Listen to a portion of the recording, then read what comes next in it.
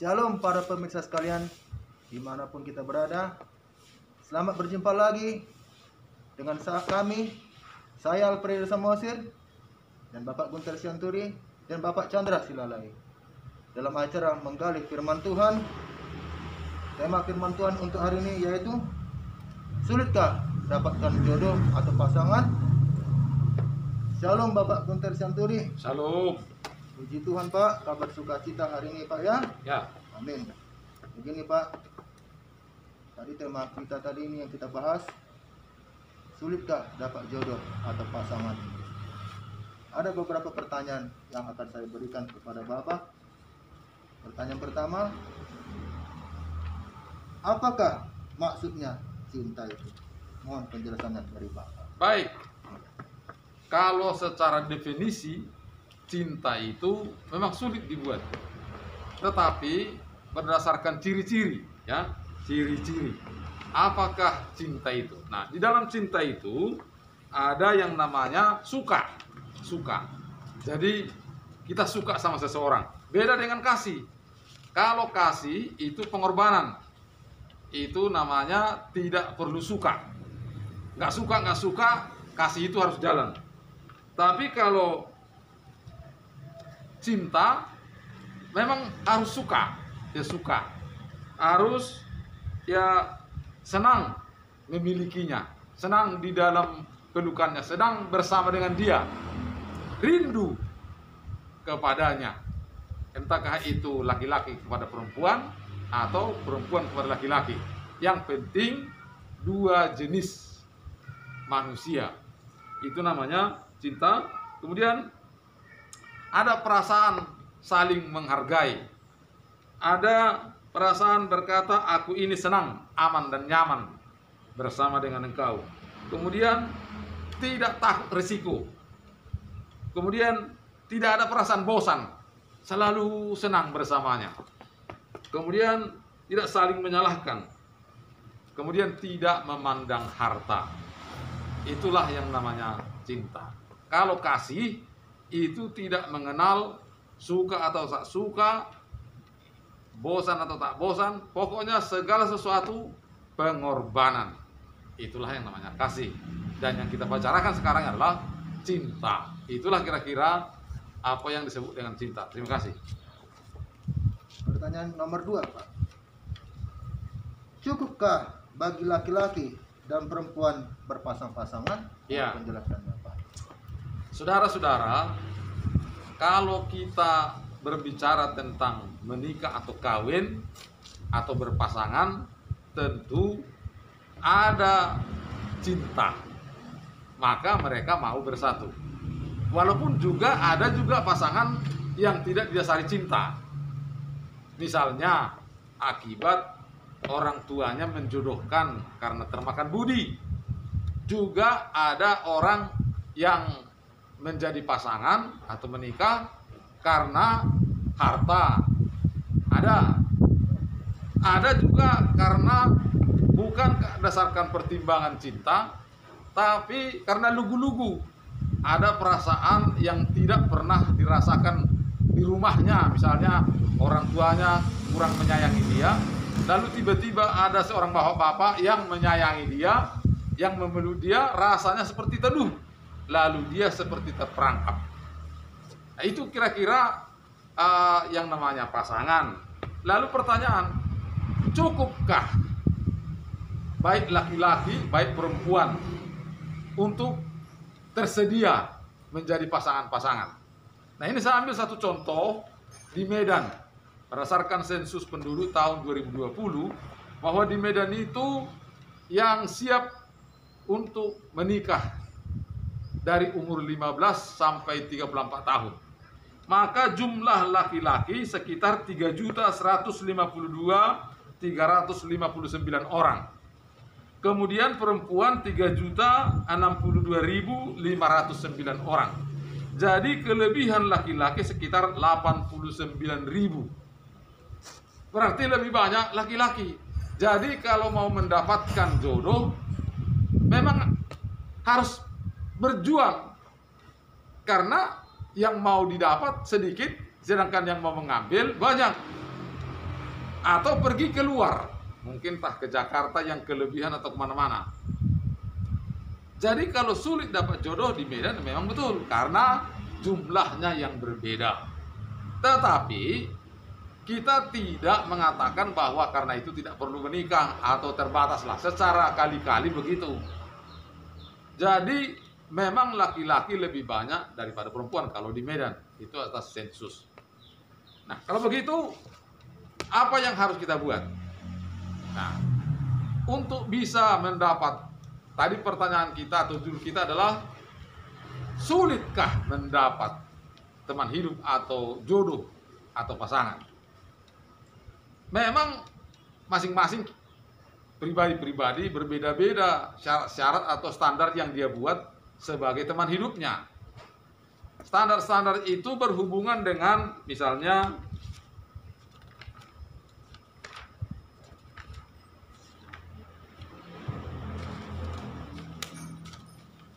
pendidikannya, ya, apakah sarjana, apakah tamat SMA saja. Kemudian juga berhubungan dengan warna kulitnya. Orang ada yang suka kalau kulitnya putih atau sawo matang, nggak suka yang hitam, ada begitu. Kemudian berhubungan dengan tingginya, ada yang suka kalau perempuan misalnya tinggi, lalu laki-laki juga harus tinggi. Tapi ada juga perempuannya tinggi, laki-lakinya pendek. Ada juga laki-lakinya panjang, ada juga perempuannya pendek. Tergantunglah, tapi mereka pasti punya standar-standar.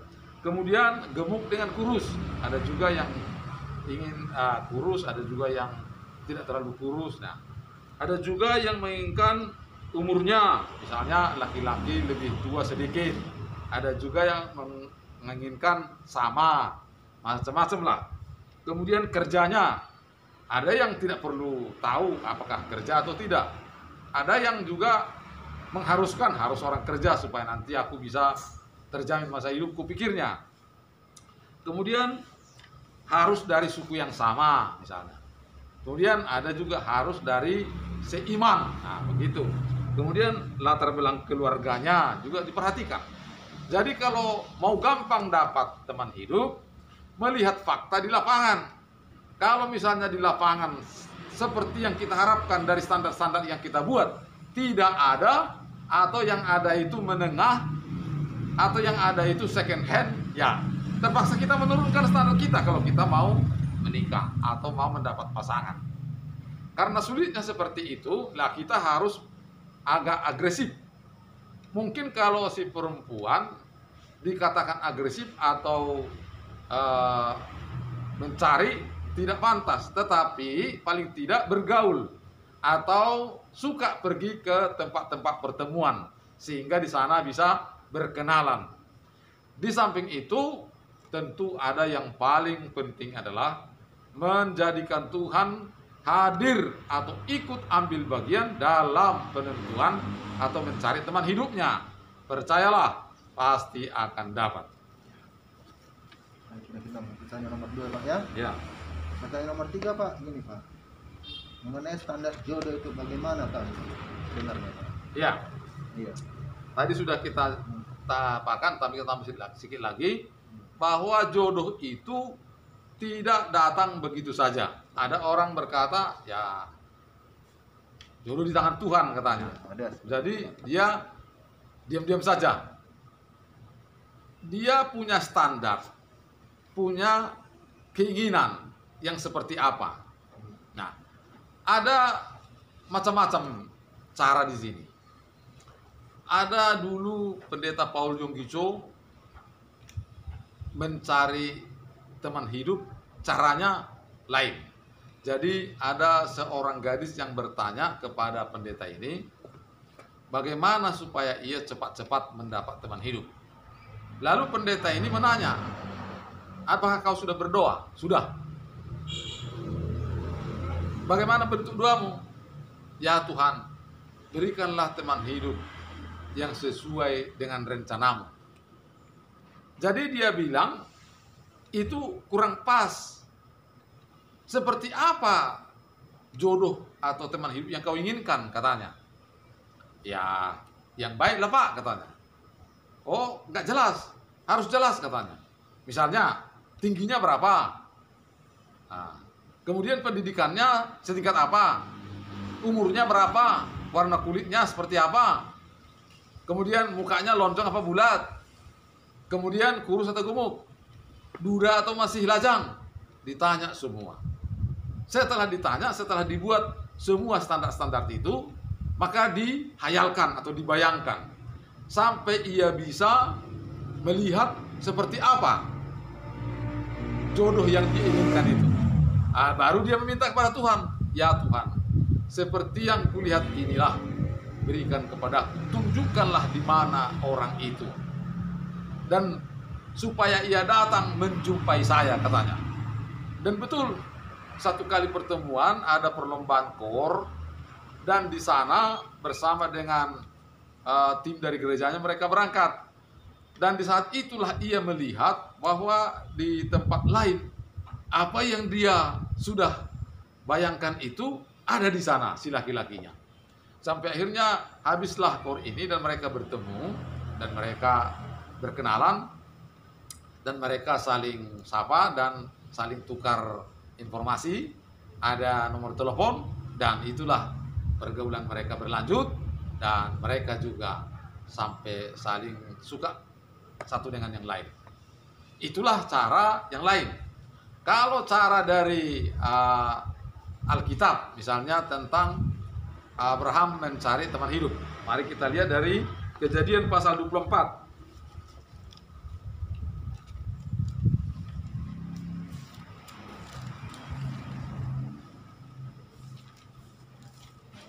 Kita baca mulai ayat 3. Kejadian pasal 24 ayat 3. Ya. Demikian firman Tuhan. Ya. Supaya aku mengambil sumpahmu demi Tuhan, Allah yang empunya langit dan yang empunya bumi, bahwa engkau tidak akan mengambil untuk anakku seorang istri dari antara perempuan Kanaan yang di antaranya aku diam. Ya. Jadi Abraham tidak sembarang mencari teman hidup untuk anaknya Ishak. Dia mau ada satu syarat, yaitu bukan dari perempuan asing. Dengan kata lain, kalau sekarang kita sebagai orang percaya terhadap Tuhan Yesus haruslah teman seiman. Sekali lagi, harus teman seiman. Ada firman Tuhan di ayat yang lain bahwa gelap dengan terang tidak bisa dipersatukan. Kita yang adalah orang-orang terang tidak bisa bersatu dengan gelap. Ada orang yang berani, wah, nanti kan bisa. Betul mungkin, tetapi tidaklah kita yang punya kemampuan puasa. Kita tidak bisa menjamin seperti itu. Jadi bagusnya ialah mulai dari awal persahabatan atau pacarannya bersama dengan teman seiman. Terus ayat 7. Ayat 7.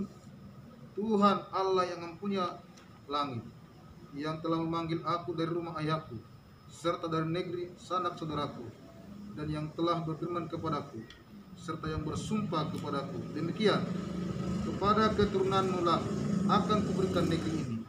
Dialah juga akan mengutus malaikatnya berjalan di depanmu, sehingga engkau dapat mengambil seorang istri dari sanak untuk anakku. Ya, dia mengandalkan Tuhan.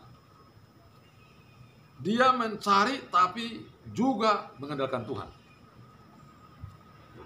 Dia tahu bahwa Tuhan pasti menolongnya. Kita juga harus percaya. Kalau kita mencari teman hidup, percayalah kepada Tuhan. Andalkanlah Tuhan bersamamu. Berdoalah. Bersama Tuhanlah engkau pergi. Seperti Abraham ini mengandalkan Tuhan.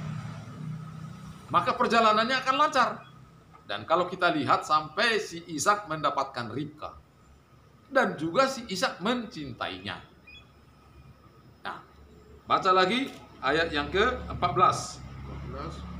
Kiranya terjadilah begini. Anak gadis kepada siapa aku berkata, tolong miringkanlah puyungmu itu, supaya aku minum. Dan yang menjawab, minumlah, dan unta-untamu juga akan kuberi minum. Dialah kiranya yang kau tentukan bagi hambamu Ishak. Maka dengan begitu aku ketahui bahwa engkau telah menunjukkan kasih setiamu kepada Tuhanku itu. Nah, ini nampaknya seperti undian. Artinya, bagaimana caranya? Apakah ini jodohku atau bukan?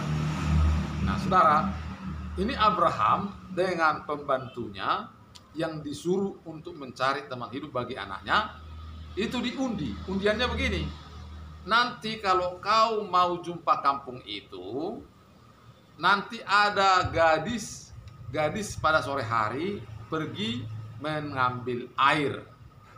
Nah, waktu mengambil air itu, siapa yang kau minta mau memberi minum unta-untamu dan memberi minum kau, dialah orangnya yang telah ditentukan oleh Tuhan menjadi istri bagi anakku Ishak.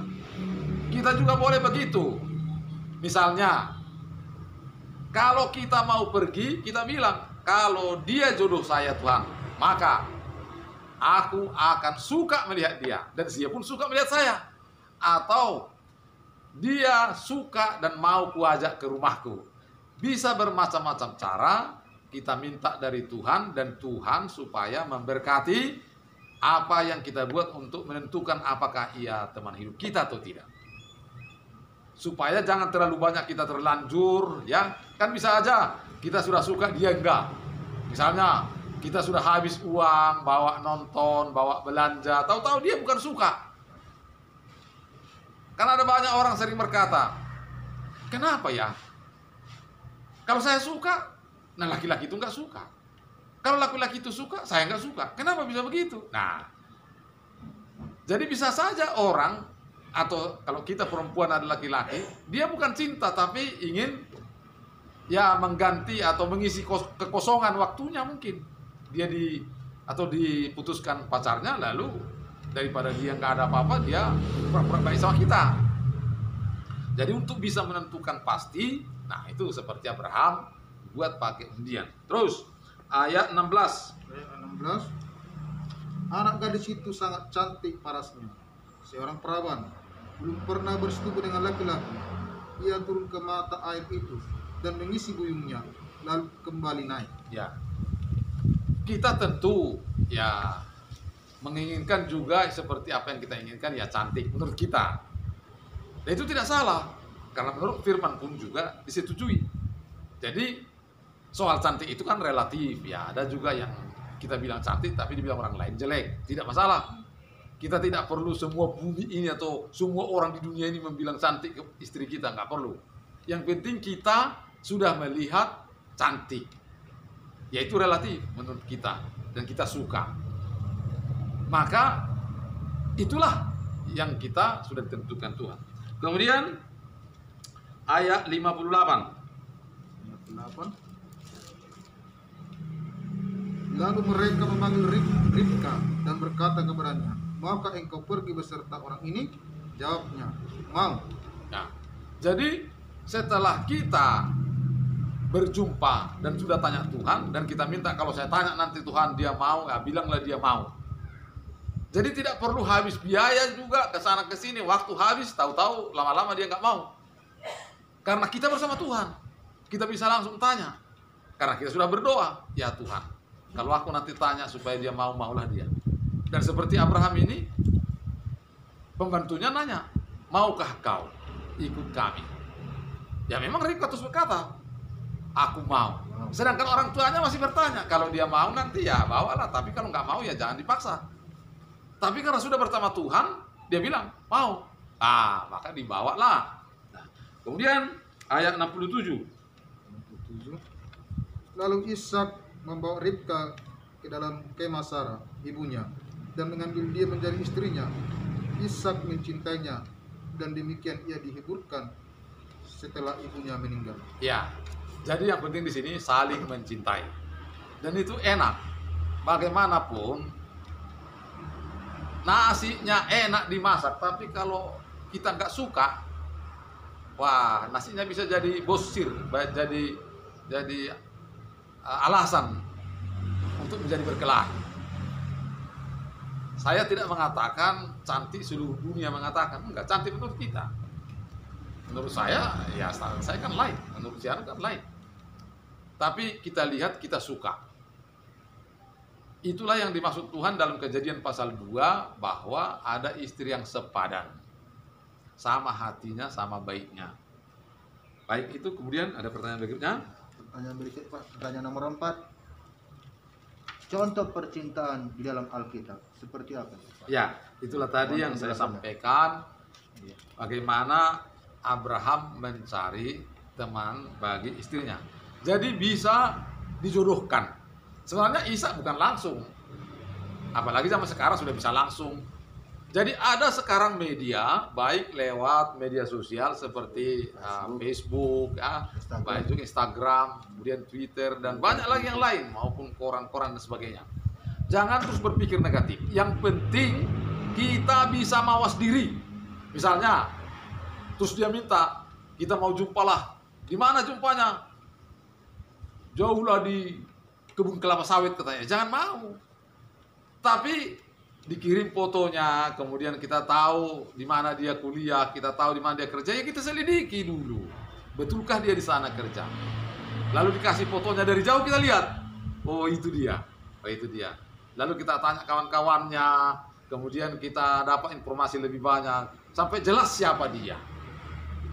Jangan terus jumpa nanti di mall katanya, terus kita datang dan diajak, kemudian singgah di hotel. Wah, itu jangan.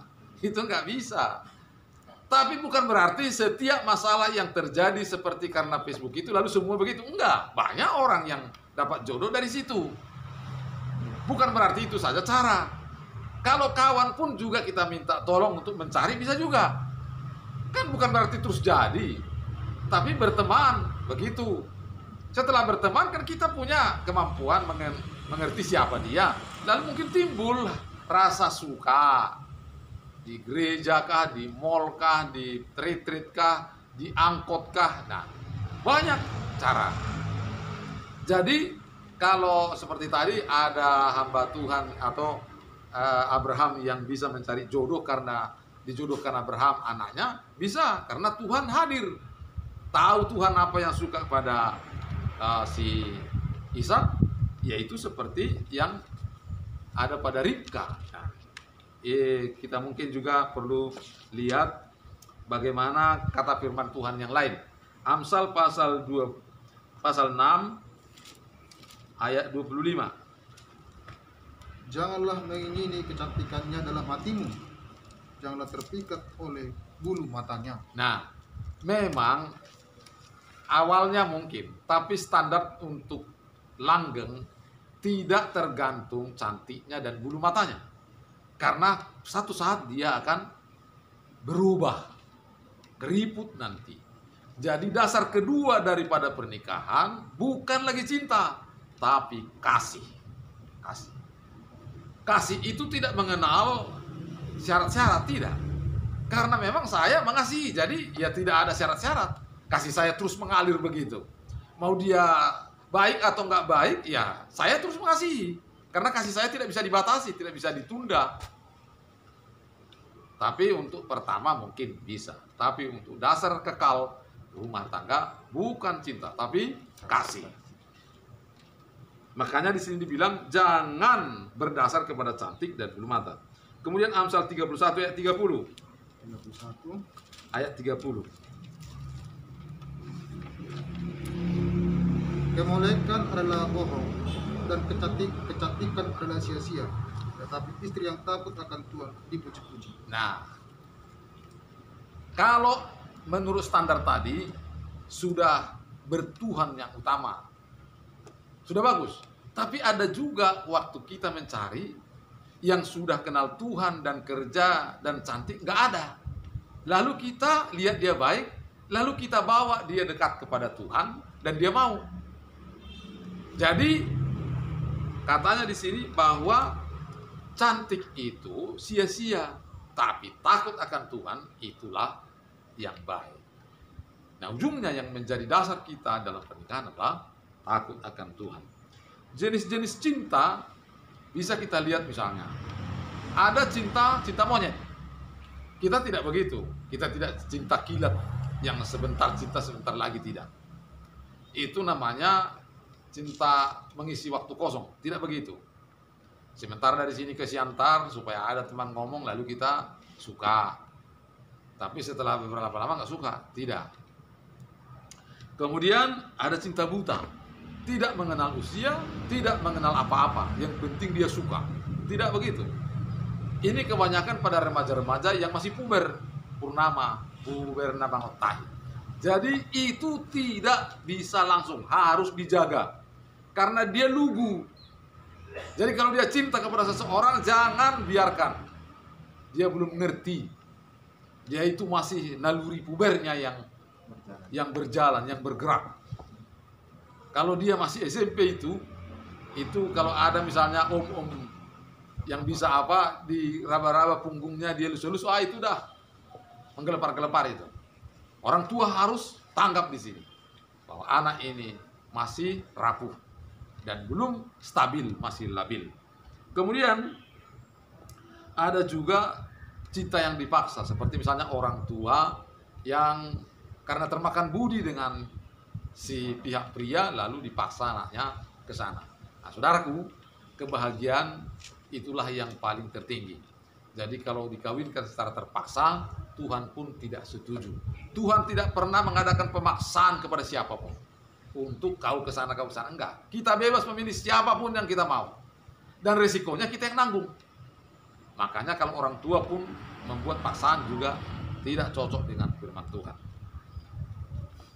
Itu kira-kira. Masih ada lagi pertanyaan? Tidak ada lagi. Nah, saudara yang dikasihi Tuhan, kita tadi bicara tentang pernikahan ya. Jadi di sini ada banyak hal mungkin saya bisa tambah. Istilah menunggu saja itu kalau dulu mungkin bisa, kalau sekarang karena saking teknologi sudah maju, janganlah terlalu pasif. Kalau bisa ya bergaul supaya mudah dapat jodoh. Kan ada orang dalam otaknya bahwa yang mencari adalah laki-laki. Kalau perempuan diam saja. Kalau perempuan agresif mencari itu dianggap tidak baik. Menurut saya bukan agresif, tapi apa adanya, bergaul, berteman itu boleh. Kemudian bagaimana dengan pandangan umur yang sudah tua? Saya tidak mengatakan bahwa ada orang yang suka kepada orang tua yang dia masih umur 15 tapi orang tua itu sudah 70 tahun. Ada juga di TV begitu. Saya tidak mengatakan itu tidak boleh. Tetapi yang wajarnya adalah bagaimanalah yang masih muda kan keinginannya ya saling ya main-main gitu. Jadi supaya dia bahagia, itu maksud kita. Baiklah yang selevel umurnya. Kemudian bagaimana dengan cantik yang jelek? Juga saya tidak pernah mengatakan sesuatu terhadap ini. Kalau orang suka yang jelek, kalau orang tidak suka yang cantik, itu sah-sah saja. Tetapi pengalaman atau dari firman Tuhan berkata bahwa dalam pertama ada pembicaraan tentang cantik. Bagaimana dengan gadis dengan duda? Iya, memang tidak banyak orang mempersoalkan ini. Tapi menurut saya, pandangan saya, bagaimana yang membuat anak bahagia sesuai dengan taraf ataupun juga usia umurnya, kan sudah beda nanti. Kalau sudah tua kali kan dia sudah diajak bermain udah nggak bisa. Tapi kalau masih muda sama muda, lari sana lari sini, mereka bisa bahagia. Bagaimana dengan istilah barangkali jodohku sudah mati atau jodohku belum lahir? Nah, saudaraku, tidak ada itu. Kita bebas memilih siapa. Kita bisa ke Medan suka yang begini orang. Nanti kalau kita ke Jakarta, yang begini orang juga ada di sana. Bisa kita suka di sana. Jadi nggak terpaksa harus di sini, harus di kampung apa enggak. Banyak yang bisa kita suka. Tergantung. Jadi belum mati atau belum lahir itu tidak ada. Bagaimana dengan perbedaan umur? Tadi sudah saya sampaikan. Kemudian bagaimana dengan tidak cinta tapi jadi? Yang ini dihindarilah. Supaya nanti langgeng, ya gitu. Kemudian bagaimana dengan istilah perawan? Itu juga tidak menjadi pembicaraan yang harus bagi saya. Kalau orang suka, dia sudah siapkan, walaupun tidak perawan, tidak masalah bagi dia, dia tidak apa-apa. Tapi kalau ada orang juga yang mencari yang harus perawan, ya puji Tuhan. Sekarang ini, dulu di dalam kitab Hosea, seorang hamba Tuhan disuruh mengawini pelacur. Jadi sebenarnya tidak lagi mempersoalkan persoalan perawan atau tidak. Yang penting dia tidak terjebak. Bagaimana dengan tak usah kawin? Nah, saudaraku, kalau orang beranggapan tak perlu kawin dan melayani Tuhan, itu lebih baik. Tetapi janganlah ada orang yang karena terpaksa lalu tidak dia kawin, nanti menyesal dia. Dan karena nafsunya dia bisa binasa. Paulus katakan lebih bagus dia kawin. Itu kira-kira jawabannya. Nah, itu kira-kira terakhir dari kami. Terima kasih, Tuhan memberkati. Shalom, para pemirsa sekalian. Kita andalkan Tuhan di dalam mencari pasangan hidup dan tetaplah berusaha selalu. Pasti ada jalan yang terbaik yang disediakan Tuhan. Amin. Bagi umat yang berseru kepada Amin. Allah. Demikianlah pemirsa, kami akan berpisah. Shalom, Tuhan Yesus Shalom. Kristus memberkati kita semua.